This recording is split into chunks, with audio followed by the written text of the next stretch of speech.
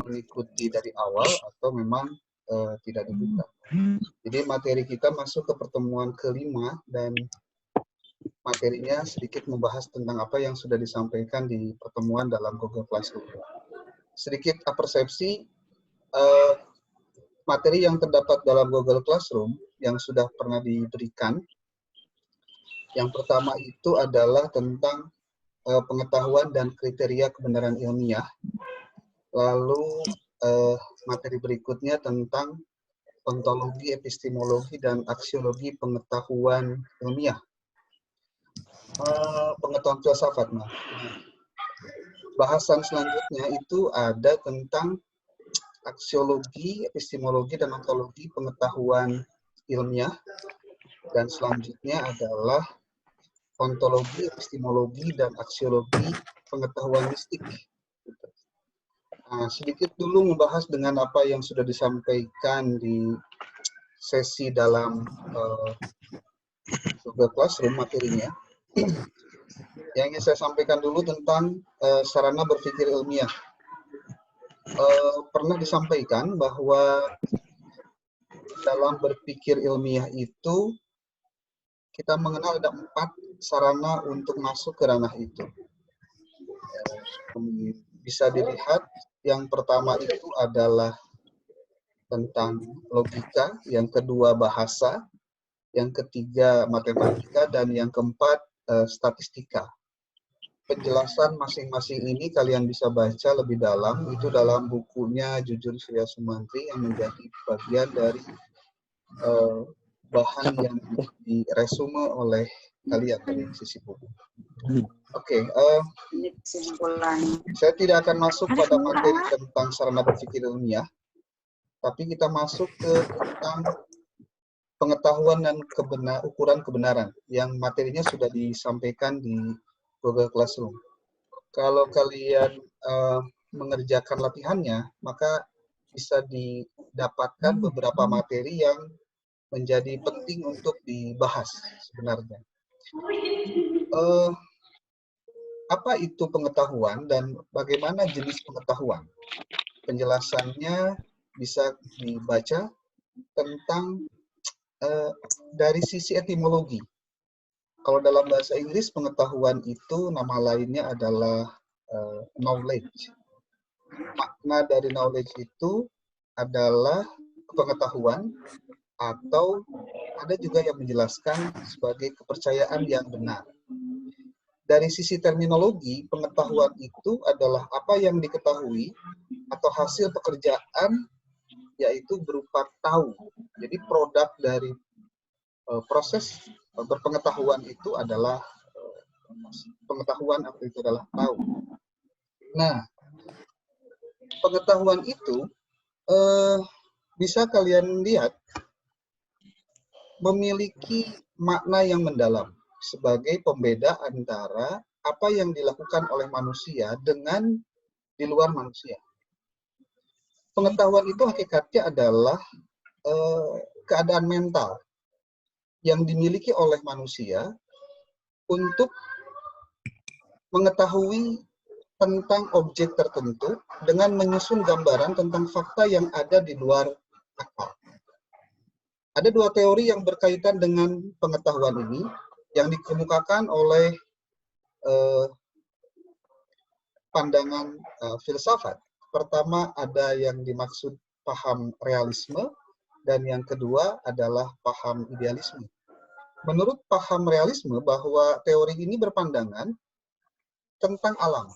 Jadi pengetahuan menurut paham ini adalah gambaran atau kopi yang sebenarnya dari apa yang ada dalam alam nyata. Alam nyata itu identik dengan istilah fakta. Dengan demikian, maka realisme sependapat bahwa pengetahuan yang benar adalah jika sesuai dengan kenyataan. Nah, berbeda dengan idealisme.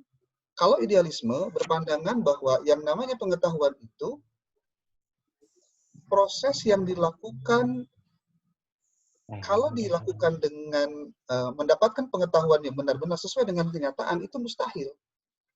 Maka menurut paham idealisme, pengetahuan adalah proses mental atau proses psikologis yang bersifat subjektif. Artinya tergantung dari orang yang atau manusia yang berpendapat tentang kenyataan itu. Oleh karena itu pengetahuan bagi seorang idealis hanya merupakan gambaran subjektif dan bukan gambaran objektif tentang realitas atau tentang kenyataan. Oke.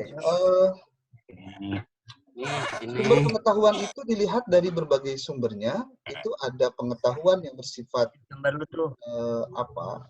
dilihat dari sisi sumbernya. Pertama, pendapat yang dikemukakan oleh empirisme. Empirisme ini melihat bahwa sumber pengetahuan itu adalah gejala alamiah yang dimiliki oleh manusia sendiri, yang bersifat konkret, yang dinyatakan lewat panca indera. Jadi, menurut empirisme, sumber utama untuk memperoleh pengetahuan adalah data empiris yang diperoleh dari panca indera. Kesimpulan dari adilan empirisme ini lemah. Kenapa? Karena yang namanya panca indera yang dimiliki manusia ini memiliki keterbatasan. Nah, kemudian paham kedua tentang sumber pengetahuan itu adalah rasionalisme. Kalau rasionalisme menganggap bahwa akal adalah dasar kepastian dari pengetahuan. Oleh karena itu, pengetahuan yang benar itu diperoleh dan diukur dengan akal atau dengan otak manusia. Rasionalisme tidak mengingkari kegunaan dari indera dalam memperoleh pengetahuan. Namun, karena tadi indera manusia ini memiliki keterbatasan, maka menurut paham rasionalisme, fungsi dari panca indera hanya untuk memperoleh data dari alam. Alamnya alam yang nyata. Kemudian akal akan menghubungkan data-data itu, dan dalam penyusunannya, akal pikiran itu menggunakan konsep rasional atau ide yang universal yang dimiliki oleh manusia. Kemudian sumber yang ketiga dari pengetahuan itu adalah intuisi. Intuisi itu adalah hasil dari evaluasi pemahaman yang tertinggi. Kemampuan ini mirip dengan insting. Pengembangan kemampuan intuisi memerlukan suatu usaha. Nah, intuisi itu bersifat personal dan tidak bisa langsung diterima begitu saja karena masih perlu dibuktikan kebenarannya. Orang sering menyebut intuisi itu adalah indera keenam yang tidak dimiliki oleh manusia biasa. Oke, itu dari sumber pengetahuan. Nah, sekarang dari jenis pengetahuan, pengetahuan itu ada jenisnya. Kenapa ada jenisnya? Karena filsafat adalah salah satu jenis pengetahuan. Ilmu juga merupakan salah satu jenis pengetahuan. Maka, untuk membedakan antara satu pengetahuan dengan pengetahuan yang lain, maka kita perlu jelaskan tentang jenis-jenis pengetahuan. Yang pertama ada pengetahuan biasa. Kalau pengetahuan biasa itu pengetahuan yang sifatnya common sense. Common sense itu bersifat umum, itu bisa dipahami oleh oleh manusia. Ada juga yang disebut dengan pengetahuan ilmiah. Orang menyebut istilah ini dengan istilah sains. Kalau sains itu berarti dalam pengertian yang sempit menunjukkan ilmu pengetahuan alam yang bersifat kuantitatif serta objektif. Kemudian yang ketiga itu pengetahuan filsafat. Kalau pengetahuan filsafat yaitu pengetahuan yang diperoleh dari pemikiran bersifat kontemplatif, reflektif, dan juga spekulatif. Pengetahuan filsafat lebih menekankan pada universalitas dan kedalaman kajian tentang sesuatu. Kalau ilmu hanya pada suatu bidang pengetahuan yang sempit, maka filsafat membahas hal-hal yang lebih luas dan mendalam. Dan yang keempat, jenis pengetahuan itu adalah pengetahuan agama. Untuk pengetahuan agama ini diperoleh dari Tuhan lewat Rasul. Pengetahuan ini sumbernya bukan dari manusia, bukan dari alam, tapi di luar manusia dan alam. Pengetahuan agama itu sifatnya mutlak dan wajib diyakini oleh para pemeluk. Nah, pengetahuan ini mengandung hal-hal pokok biasanya. Itu kalau dalam bukunya Endang Seyfuddin Ansori, yang filsafat agama, itu disebutkan bahwa yang namanya agama itu harus mengandung minimal 3 ciri-ciri pokok. Pertama ada yang disebut dengan credo. Credo itu artinya adalah keyakinan terhadap sesuatu yang di luar diri. Yang kedua itu ritus. Ritus itu artinya ada pola hubungan yang dilakukan antara manusia dengan sesuatu yang diyakininya itu. Dan yang ketiga adalah norm atau norma. Norma itu adalah kaidah-kaidah yang menyambungkan antara manusia dengan Tuhan dan di luar Tuhan. Nah, itu dilihat dari sisi jenis pengetahuan. Apa perbedaan antara pengetahuan dengan ilmu? Dari sejumlah pengertian yang tadi disebutkan, kita sering menemukan kerancuan antara pengertian pengetahuan dengan ilmu. Kedua kata tersebut dianggap memiliki persamaan, tapi juga memiliki perbedaan. Kalau kalian lihat dalam Kamus Besar Bahasa Indonesia, ilmu itu disamaartikan dengan pengetahuan. Ilmu adalah pengetahuan. Itu kalau dalam KBBI, ya. Dari kata asalnya kita dapat ketahui bahwa pengetahuan itu diambil dalam bahasa Inggris yaitu knowledge. Sedangkan kalau ilmu, kalau dalam bahasa Inggrisnya diambil dari kata science. Dan ilmu itu adalah peralihan dari kata bahasa Arab yaitu al-ilmu.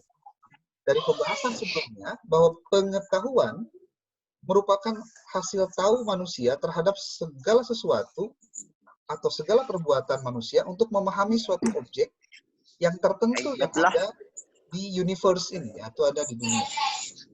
Nah, pengetahuan itu dapat berwujud benda-benda yang fisik. Pemahamannya dilakukan dengan cara mempersepsi, memberikan tanggapan terhadap objek melalui otak atau akal yang dipahami oleh manusia dalam bentuk ideal yang bersangkutan dengan masalah kejiwaan. Jadi di sini ada proses mental yang dilakukan oleh manusia ketika dia melihat dari objek tertentu. Perbedaan antara ilmu dan pengetahuan dapat ditelusuri dengan melihat perbedaan ciri-cirinya. Pengetahuan dan ilmu itu bersinonim arti, tetapi dari sisi material, keduanya punya perbedaan. Material itu artinya yang bersifat ciri-ciri yang membedakannya. Ilmu itu bertumbuh pada analisis terhadap dasar dan pengamatan, serta adanya percobaan yang bersifat impersonal. Apa itu maksudnya? Yaitu bahwa analisis atas hasil-hasil observasi dan eksperimen, serta analisis yang bersifat objektif, bukan subjektif. Sebagai konsekuensi dari definisi ilmu adalah bahwa semua buah pikiran dan pemahaman yang diperoleh yang tidak melalui siklus logiko, hipotetiko, dan verifikatif, bukan semua ilmu itu disebut pengetahuan. Jadi, kalau ilmu itu dalam konteks sifatnya lebih analitis, berisi siklus logiko, hipotetiko, verifikatif. Logiko itu berarti apa yang difikirkan melalui kata-kata logika. Kemudian ada hipotetiko. Hipotetiko itu bahasa lain dari hipotesis, jadi memberikan jawaban dan respon yang benar sementara untuk dicoba menelusuri benar tidaknya dalam konteks penelitian. Lalu kemudian ada verifikatif. Kalau verifikatif ini berarti tahapan untuk si orang yang melakukan penelitian itu memverifikasi logiko dengan hipotetikonya. Nah, sementara pengetahuan yang berpijak pada kenyataan empiris itu bukan dinamakan ilmu. Salah satu ciri teori keilmuan adalah bahwa ia berdaya ramal, ia memiliki prediksi. Namun harus dibedakan antara prediksi dalam konteks keilmuan dengan ramalan di luar keilmuan. Sedikit mendalami masalah ini. Kalau kalian pernah dengar tentang kasus corona di beberapa hari lalu, ya, bulan-bulan awal sebelum corona masuk di Indonesia, pemerintah menyatakan bahwa sepertinya Indonesia tidak akan kemasukan corona. Kenapa? Karena Indonesia itu masyarakatnya banyak makan kayak rempah-rempah, kemudian orang Indonesia itu tropis jadi kuat, kemudian birokrasinya berbelit-belit, sehingga nggak mungkin katanya corona bisa masuk ke Indonesia. Di faktanya, beberapa hari kemudian diidentifikasi ada orang Indonesia yang tinggal di Depok yang kena kasus corona, 2 orang, seorang ibu dan seorang anak. perempuan dua-duanya. Kalau dalam tinjauan filsafat ilmu, penjelasan yang dilakukan oleh pemerintah di awal itu menggunakan pengetahuan biasa, bukan sains. Apa akibatnya? Akibatnya ketika terjadi resiko yang seperti hari ini, maka orang akan menyatakan disinilah kemudian jangan dulu beranggapan tentang sesuatu itu diremehkan. Bahkan kalau kalian lihat di dalam jejak digital, itu orang-orang yang pendapat di awal bahwa Indonesia tidak akan datang corona, itu malah bikin statement-statement yang terkesan melecehkan, bahkan terkesan sindiran gitu. Indonesia mah nggak bakalan kena, nggak bakalan dah, masih jauh gitu. Ini yang sama terjadi ketika di Italia dan juga di Korea Selatan. Awalnya meremehkan tentang kasus ini, kemudian menjadi menjadi wabah yang besar. Nah, kalau saya boleh sedikit menyimpulkan bahwa yang namanya penyakit, orientasinya harus orientasi sains. Dia tidak bisa diduga-duga biasa. Dia harus melakukan prosesnya betul-betul dianalisis. Makanya ketika kejadiannya hari ini Indonesia kena wabah, apa yang terjadi? Kejadiannya kita kesulitan menanggulangi dengan cepat. Apa yang terjadi? Karena yang terjadi itu wabahnya meluas, maka imbasnya ternyata tidak hanya pada persoalan-persoalan yang bersifat kesehatan saja, tapi juga menyangkut masalah kesehatan, masalah sosial, masalah politik, masalah agama pun masuk di situ, masalah dalam proses pendidikan pun seperti hari ini adalah dampak dari ketika kasus wabah dari corona ini muncul. Jadi ternyata ketika sesuatu yang bersifat sangat-sangat sains, tapi ditanggapi dengan tidak saintis, gitu ya, tidak dengan kaidah-kaidah keilmuan, maka yang terjadi justru kita terkena imbasnya yang lebih luas. Nah, oleh sebab itu, berbeda mungkin dengan yang dilakukan oleh negara-negara maju, yang lain lah gitu sebutnya, ketika mereka kejadiannya begitu, mereka cepat tanggap gitu menanggapi. Oke. Itu sedikit penjelasan tentang persoalan yang berkaitan dengan pengetahuan biasa, dengan sains atau dengan ilmu. Oke, masuk ke tahapan berikutnya, tadi tentang pengetahuan, sekarang tentang kebenaran. Kebenaran itu adalah tahap dari apa yang diharapkan dari orang ketika melakukan kajian-kajian dalam keilmuan. Terdapat perbedaan yang membedakan antara jenis kebenaran.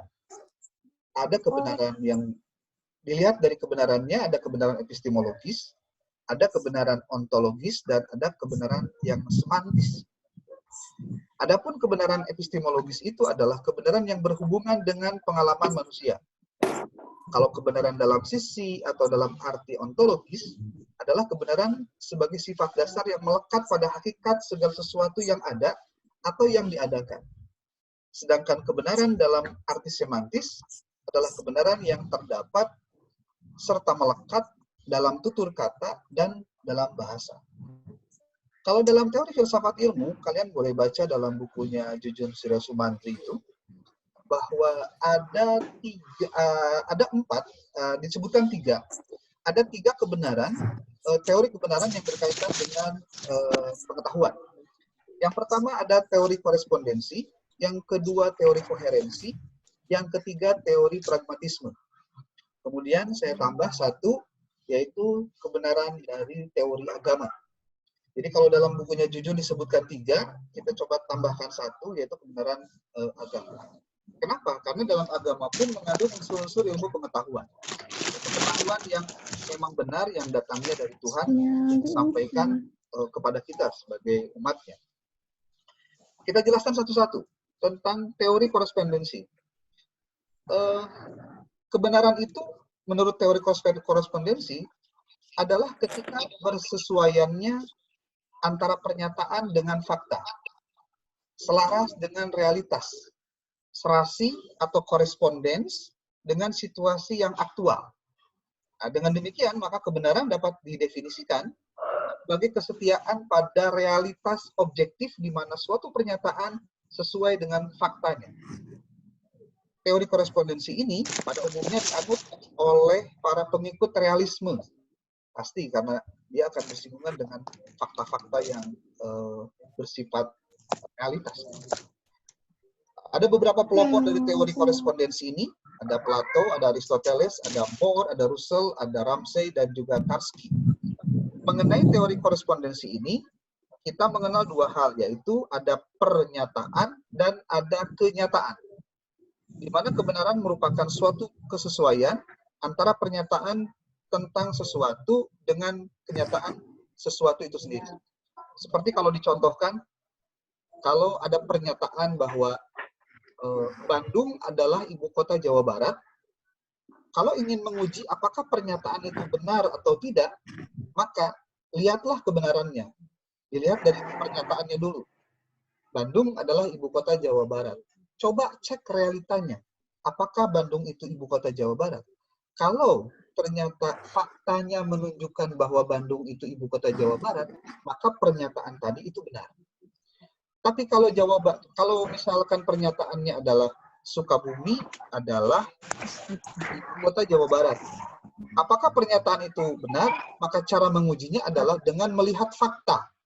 Apakah faktanya itu benar? Kalau ternyata salah faktanya, maka salah juga pernyataannya. Itu teori korespondensi. Yang kedua itu adalah teori koherensi.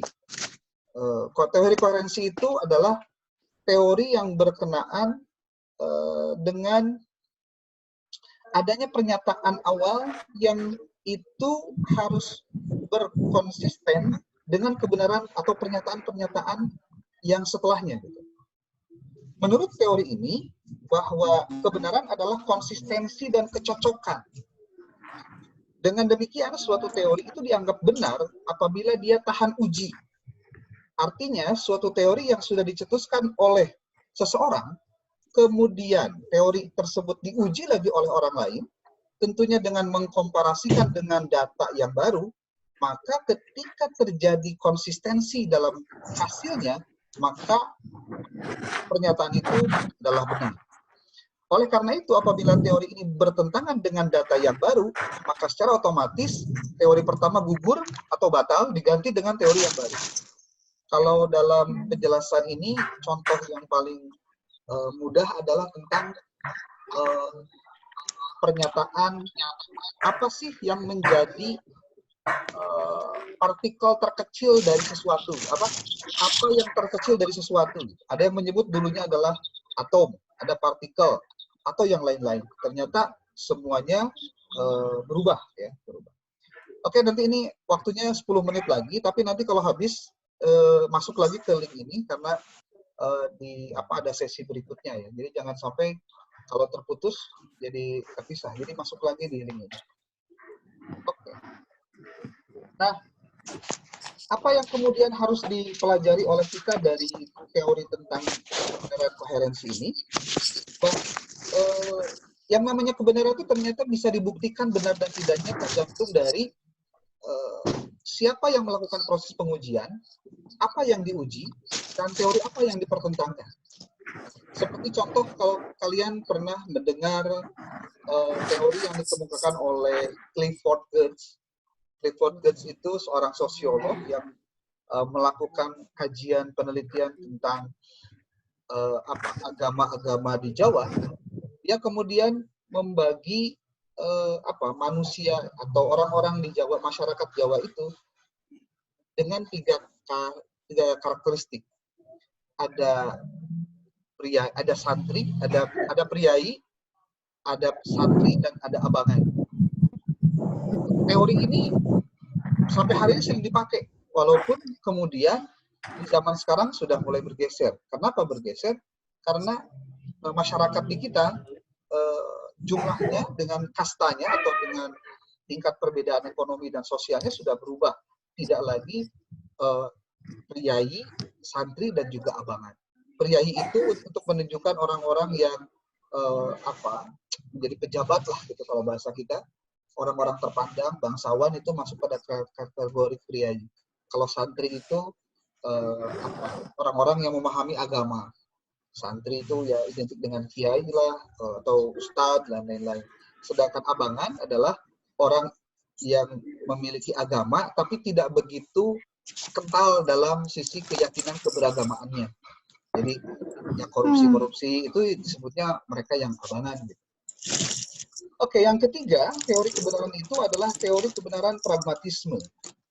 Teori kebenaran pragmatisme itu, menurut aliran ini bahwa benar tidaknya suatu kebenaran dari benar tidaknya sebuah pernyataan itu dilihat dari apakah nilai manfaatnya muncul atau tidak. Sesuatu dianggap benar jika mendatangkan manfaat. Istilah pragmatisme ini diangkat oleh Charles Peirce untuk menunjukkan bahwa ide-ide yang benar menurut dia adalah ide yang dapat kita serasikan, kita kuatkan, dan kita periksa. Sebaliknya, ide yang salah adalah ide yang tidak dapat diserasikan dan tidak dapat dikuatkan. Oleh karena itu, menurut si Charles Peirce ini, tidak ada kebenaran yang mutlak. Yang ada adalah apa yang benar dalam pengalaman yang khusus. Artinya, nilai-nilai itu tergantung pada akibatnya dan pada kerjanya.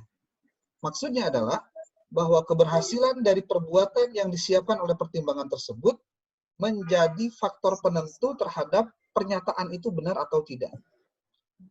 Menurut pendekatan teori pragmatisme, tidak ada yang disebut dengan kebenaran yang tetap atau mutlak. Itu tidak ada. Bagi pragmatisme, suatu agama itu bukan benar karena Tuhan yang disembah oleh penganut agama. Tetapi agama itu dianggap benar karena pengaruhnya yang positif dalam kehidupan manusia. Berkat kepercayaan orang akan Tuhan, maka kehidupan masyarakat berlaku dengan tertib dan jiwanya semakin tenang. Maka ketika ada orang yang beragama, tapi berperilaku barbar, berperilakunya sangar, berperilakunya kasar, maka dalam konteks teori pragmatisme, agamanya tidak memiliki pengaruh dan manfaat untuk kehidupan dirinya sendiri. Nah itu. Jadi teori kebenaran pragmatisme ini ingin melihat dari sisi manfaat yang dirasakan langsung oleh si manusia dan juga alam sekitarnya. Seperti contoh, kalian yang pakai kacamata, maka tidak akan bisa menyatakan bahwa orang lain yang nggak pakai kacamata itu salah. Kenapa? Karena Anda berkeyakinan kacamata yang Anda pakai itu memiliki manfaat, makanya disebutnya benar. Tapi buat orang yang menggunakan kacamata justru malah burem, persoalan lain. Berarti kacamata buat dia itu tidak ada manfaat, tidak memiliki nilai pragmatis. Oke, yang keempat, yang dimaksud jenis kebenaran itu adalah kebenaran dari sisi agama. Sebagai sebuah teori kebenaran, agama yang dimiliki oleh manusia atau para pemeluknya memiliki kebenaran yang sifatnya absolut.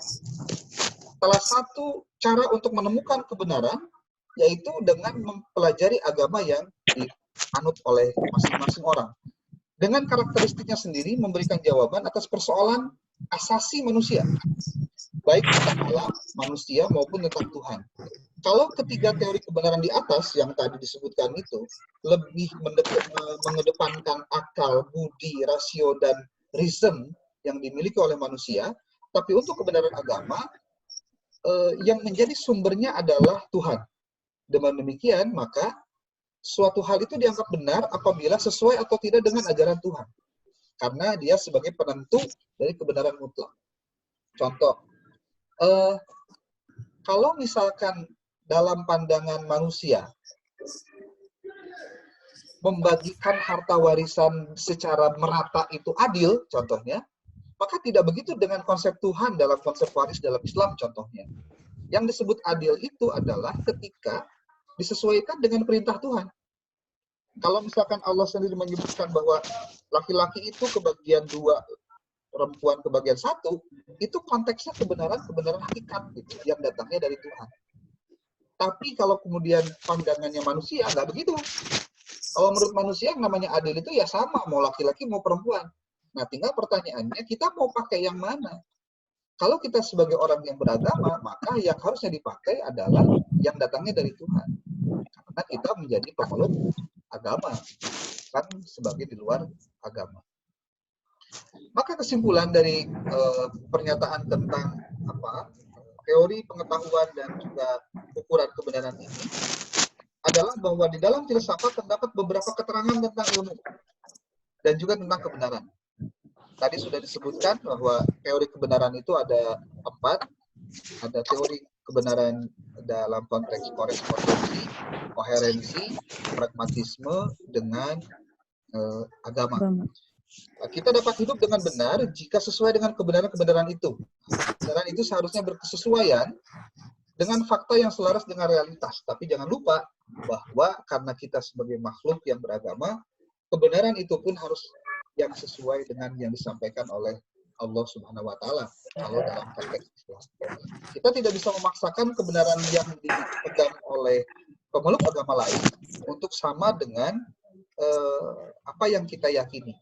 Maka yang harus diperhatikan dalam konteks beragama adalah perlunya kita saling memahami. Istilah lainnya kita bertasamuh gitu. Bahwa dalam konteks-konteks yang sifatnya akidah, maka tidak ada tawar-menawar, segala sesuatunya adalah faktual dan absolut. Tapi kalau dalam konteks sosial, maka selama itu tidak ada urusan yang bersangkutan dengan masalah akidah, maka segalanya bisa dilakukan atau bisa dikerjakan. Oke, itu materi tentang yang sudah disampaikan di materi Google Classroom tentang pengetahuan dan ukuran kebenaran.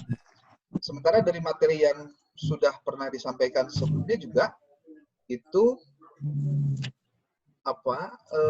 materi tentang ontologi, epistemologi dan aksiologi pengetahuan filsafat. Nah, ini sudah mulai masuk ke materi yang cukup membuat